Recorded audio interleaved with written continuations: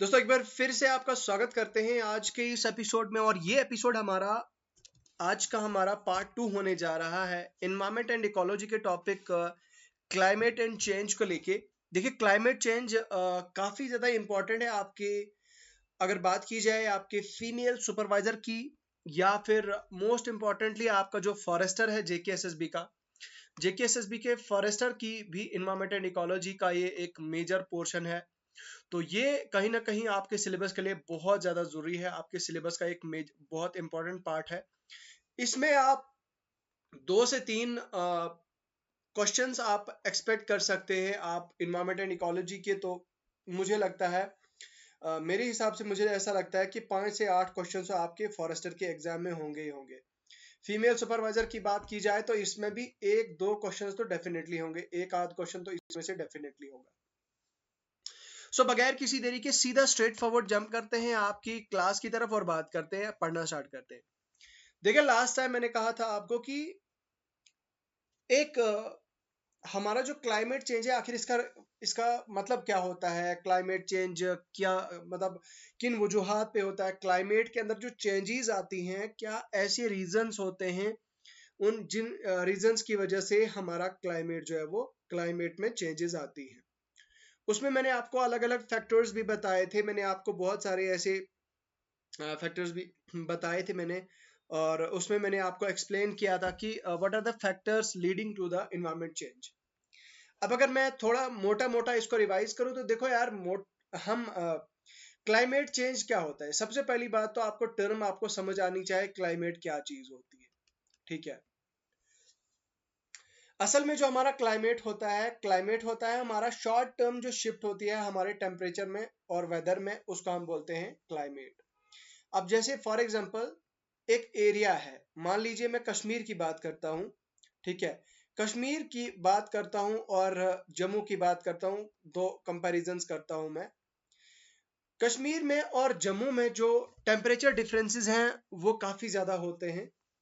और अगर हम स्पेसिफिकली विंटर्स की बात करें, ठीक है, विंटर्स की अगर बात करें तो विंटर्स में हमारा जो कश्मीर है, हमारे कश्मीर में माइनस डिग्री तक, मतलब माइनस टेम्परेचर हो, -5 -6 तक, 5 डिग्री तक हमारा कश्मीर में माइनस जो है वो टेम्परेचर चला जाता है।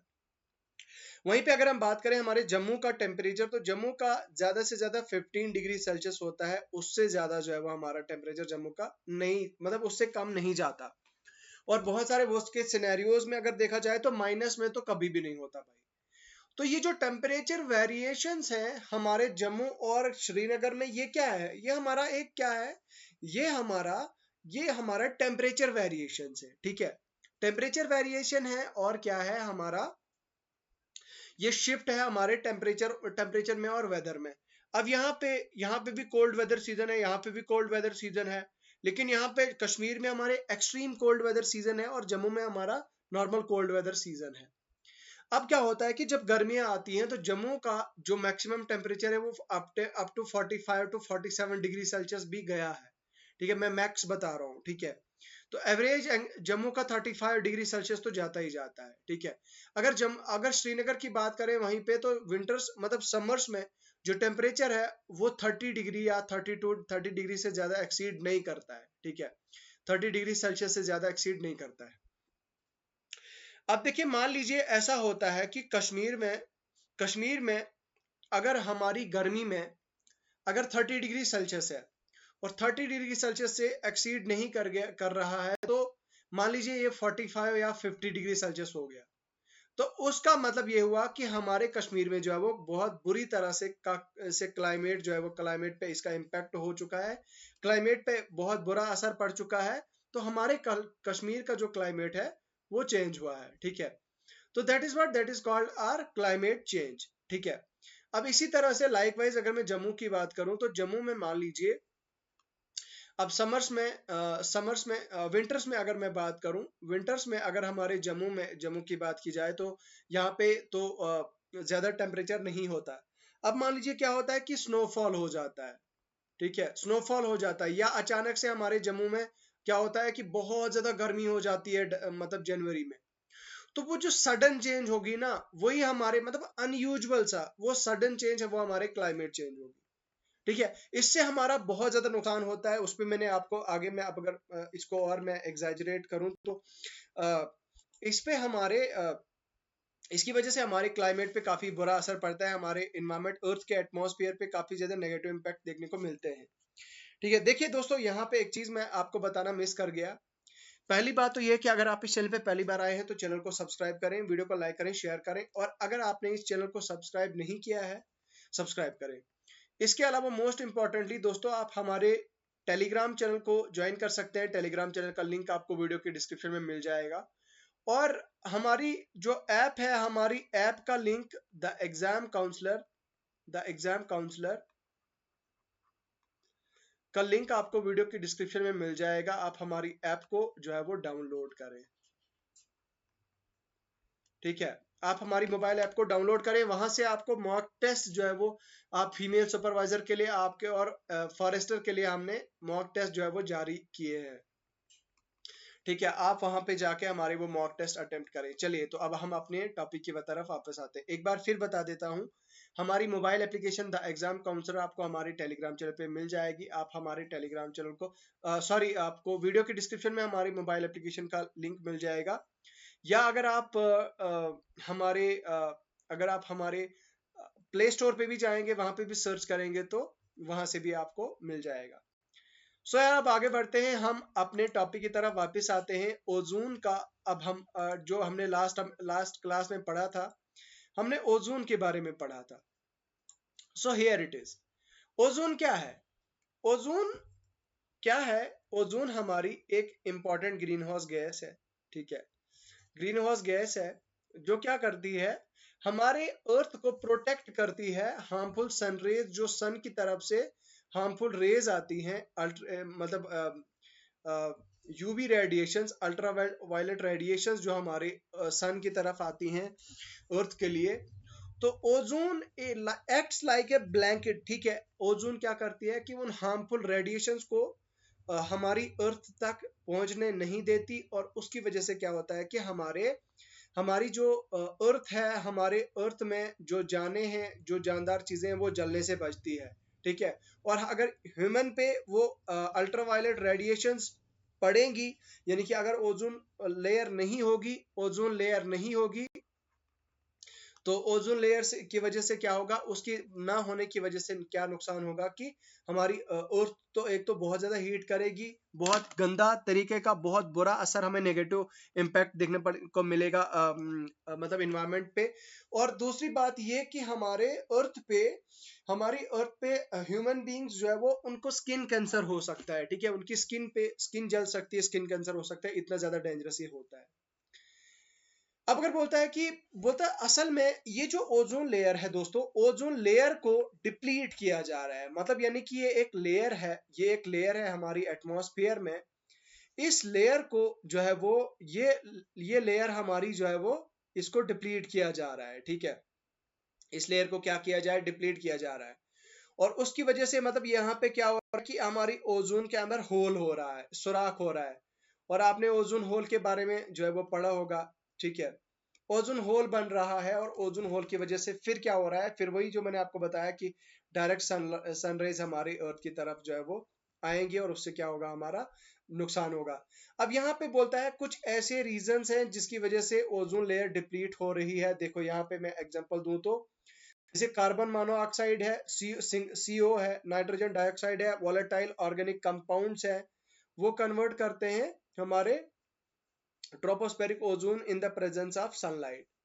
तो ये पोल्यूटेंट्स हमारे हैं, ये क्या करते हैं, ये कन्वर्ट करते हैं ऑक्सीजन को O3 में। ठीक है, सनलाइट की प्रेजेंस में।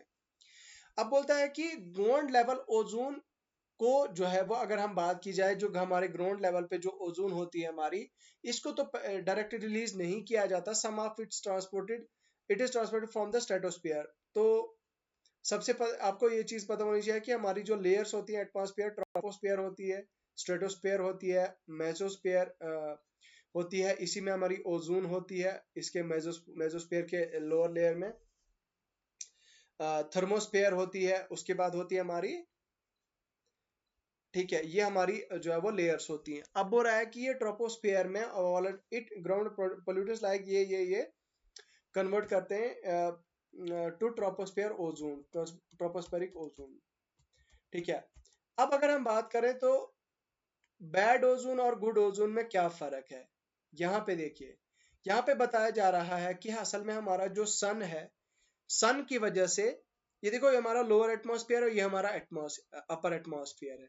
सन की वजह से क्या हो रहा है कि गुड ओजोन यहाँ पे क्या हो रहा है, ये देखिए यहाँ पे बैड, असल में ये गुड ओजोन कौन सी है, गुड ओजोन वो है जो हमारे, गुड ओजोन वो है जो हमारी अर्थ को बचा रही है, यहाँ जो मतलब जिसकी हेल्प से हमारे अर्थ पे कोई भी बुरा हार्मफुल रेडिएशन नहीं पहुंच रहा है। अब बैड ओजोन क्या है, बैड ओजोन वो है जिसकी वजह से हमारी अर्थ पे क्या हो रहा है कि वो रेडिएशंस वो हमारी जो है वो क्या पहुंच रही है, वो इंफ्रारेड इंफ्रारेड रेडिएशंस जो है वो पहुंच रही है। Let me take a pause for 2 minutes, then I will continue.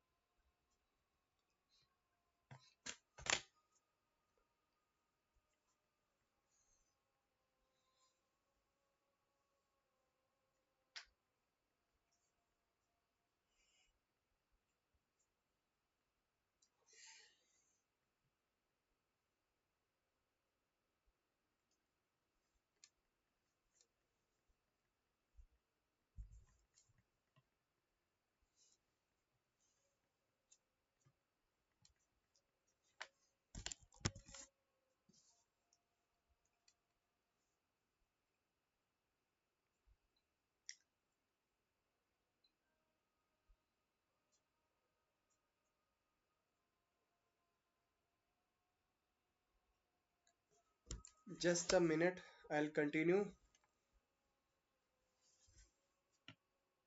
Within 2 minutes, just बस 1 मिनट दीजिए मुझे।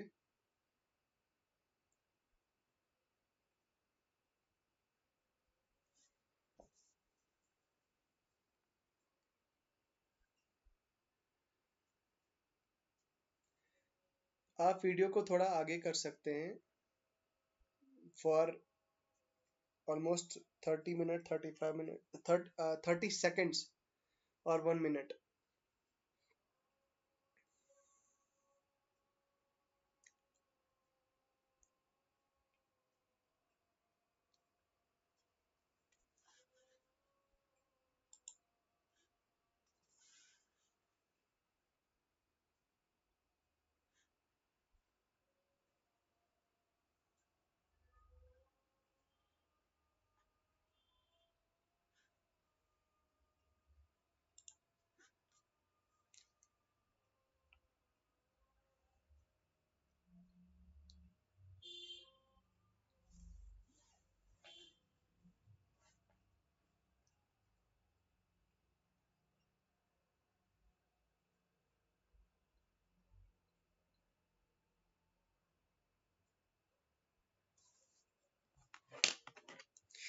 चलिए अब हम पढ़ते हैं।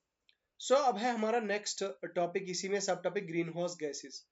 तो ग्रीन हाउस गैसेस जो है वो अब हमारी कौन कौन सी होती हैं। अब देखिए इसमें आपका जो ये यहाँ पे रिएक्शंस वगैरह मतलब दी हुई हैं। ये हमारे अ, ये हमारी जो है वो आपको ये रिएक्शंस याद नहीं रखनी है, बल्कि आपको ये गैसेस याद रखनी है, गैसेस के नाम याद रखने हैं। ठीक है, गैसेस के नाम पूछे जा सकते हैं। ठीक है, अब ये रिएक्शंस है, यहाँ पे don't no need to go for these reactions. ये यूपीएससी लेवल का है, आपको इसमें नहीं जाना। यहाँ पे आप देख सकते हैं, यहाँ पे HO2 हाइड्रोपरॉक्सी रेडिकल है। ठीक है, उसके अलावा हमारा RO2 है। ठीक है, ये हमारा क्या है, ये भी हमारा एक इसी का हमारा ग्रीन हाउस गैस है। ठीक है, इसके अलावा यहाँ पे आप देख सकते हैं पर oxy हाइड्रोपरॉक्सी reacts with nitrogen to form NO2 and hydroxyl nitrogen and hydroxyl radical OH। तो यहाँ पे कुछ रिएक्शंस बताई गई हैं दोस्तों। तो रिएक्शंस की अगर मैं बात करूं तो यहाँ पे देखिए,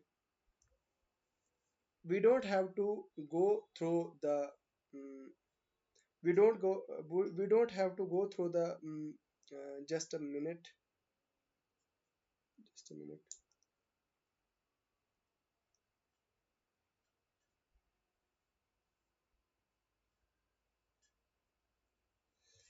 हाँ,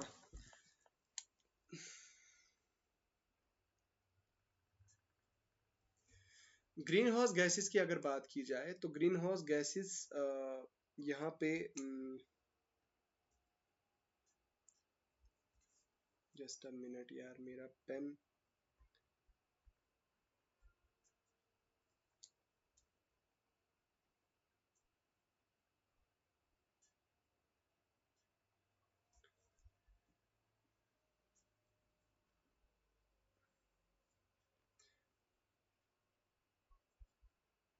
देखिए यहाँ पे, sorry for the inconvenience, let me just erase it again.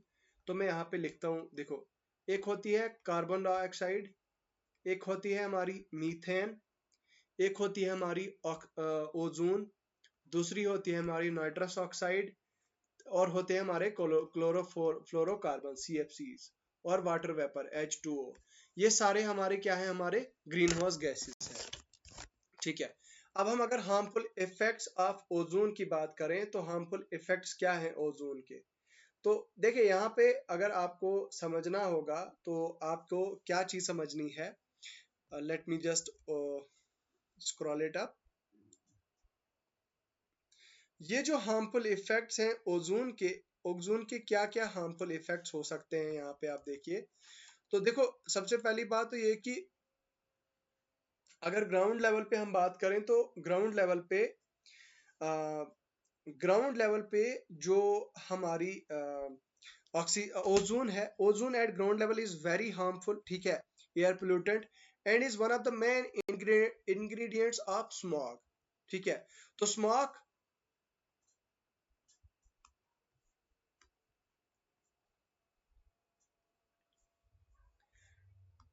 तो स्मॉग असल में क्या है, ये स्मोक है, it is smoke plus gas. ठीक है, तो ओजोन जो है वो काफी ज्यादा हार्मफुल है, एयर पोल्यूटेंट जो हमारी इंग्रेडिएंट है किसकी है, हमारी स्मॉग की है, स्मोक प्लस गैस की। अब ओजोन हमारी आईज को इची बनाती है और वाटरी बनाती है, ओजोन की वजह से ये प्रॉब्लम होती है हमें आईज में। ठीक है, it also lowers our resistance to cold and pneumonia.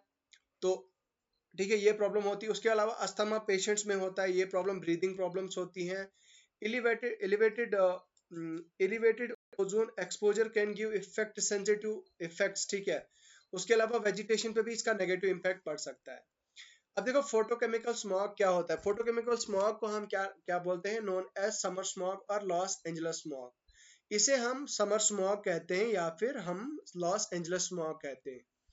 ये प्रिडोमिनेंटली कहाँ पे होता है, प्रोमिनेंटली इसे हम क्या कहते हैं, लॉस एंजलस स्मॉग या फिर समर स्मॉग। ठीक है, ये हमारा प्रोमिनेंटली हमारा किन में होता है, अर्बन एरियाज में होता है, विद वेक्यूलर एमिशंस, ठीक है, वेक्यूलर एमिशंस। असल में ये जो स्मॉग होता है, हमारी जो गाड़ियों में से धुआं निकलता है, वो एमिशंस जो निकलती हैं उसकी वजह से हमारा फोटोकेमिकल स्मॉग जो है वो होता है, ठीक है। So it forms nitrous oxide and volatile organic compound together in the presence of sunlight to perform ozone, ठीक है। ये क्या करती है कि फोटोकेमिकल स्मॉग, इससे क्या होता है कि नाइट्रस ऑक्साइड NO2 बनते हैं, NO2 बनते हैं और वोलेटाइल ऑक्सीजन ऑर्गेनिक कंपाउंड जो है वो बनते हैं, जिसकी वजह से क्या होता है कि ओजोन की फॉर्मेशन होती है। अब यहाँ पे और क्या क्या चीजें होती है, यहाँ पे आप देख सकते हैं रिएक्शन, आपको ये रिएक्शंस याद करने की जरूरत नहीं है, हमारा इतना ज्यादा जो है वो इतना लेंदी नहीं जाना है हमको। अच्छा, ओजोन डिप्लीशन क्या होता है, यहाँ पे बोलता है decline in total ozone volume of the earth stratosphere. जो अर्थ की जो स्ट्रेटोस्फीयर है, जो हमारी एक एटमॉस्फेयर की एक लेयर है, उस लेयर में क्या हो रहा है कि उसका वॉल्यूम क्या हो रहा है कि डिक्रीज हो रहा है, ठीक है। उस लेयर में क्या हो रहा है कि वॉल्यूम उसका डिक्रीज हो रहा है, ठीक है, डिक्रीज हो रहा है। तो इससे क्या हो रहा है कि stratospheric ozone is observed around earth's polar region. तो unique cocktail of the power polar vortex and low temperature generate stratospheric clouds, ठीक है। तो ओजोन अगेन वही चीज है कि भाई यहाँ पे क्या हो रहा है कि ओजोन डिप्लीट हो रही है, ठीक है। टोटल जो हमारी अर्थ का वॉल्यूम है स्ट्रेटोस्फीयर का, मतलब जो ओजोन का वॉल्यूम है वो डिक्रीज हो रहा है, वो डिक्लाइन हो रहा है, ठीक है।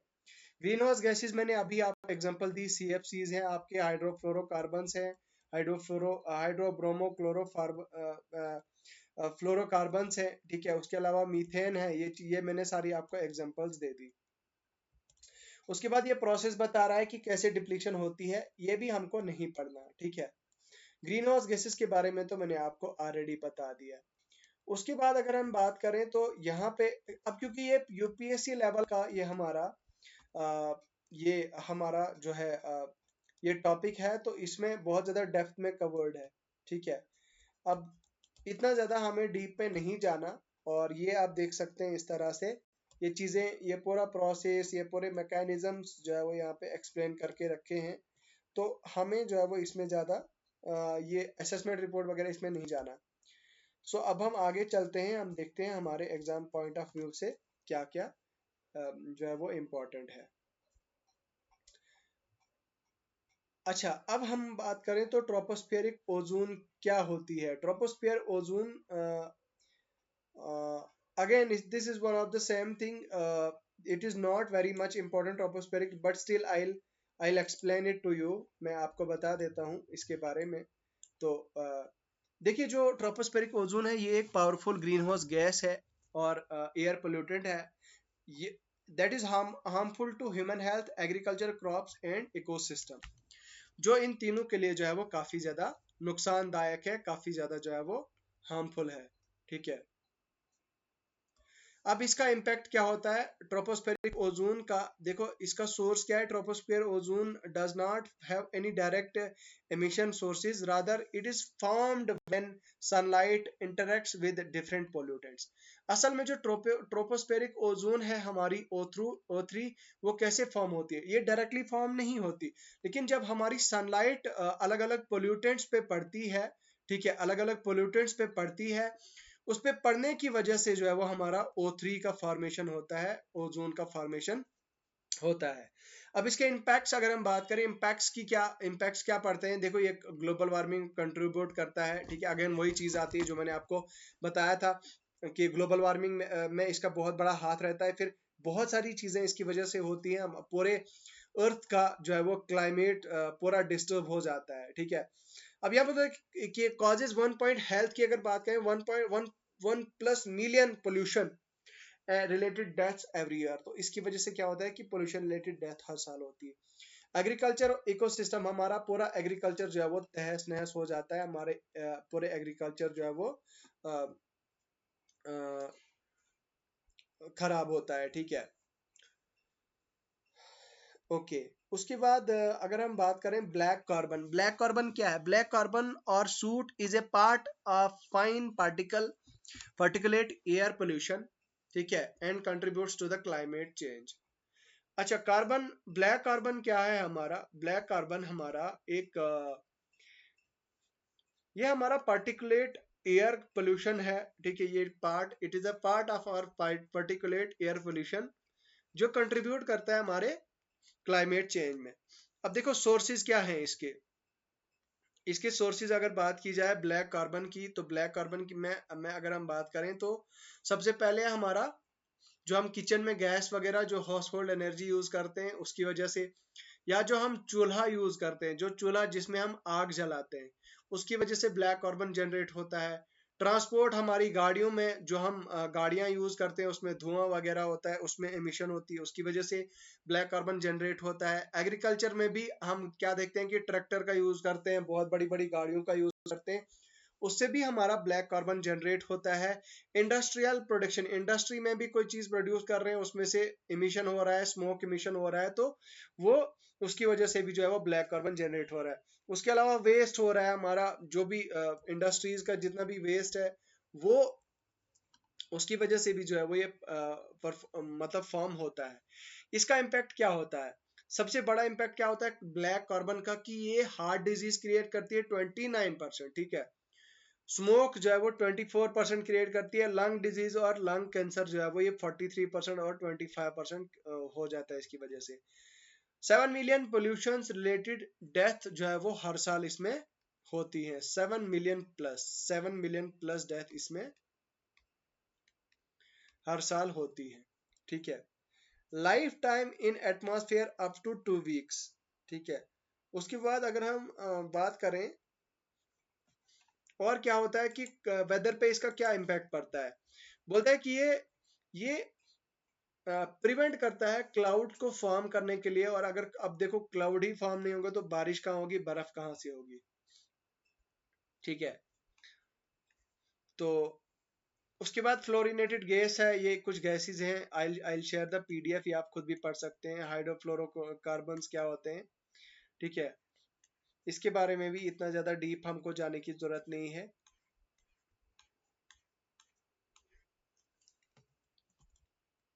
ओके, कार्बन मोनोऑक्साइड, बस हमें गैसेस याद रखना है, ग्रीन हाउस गैसेस का हमने बस गैसेस याद रखनी है कि इन गैसेस की वजह से जो है वो ये होता है, ठीक है। बाकी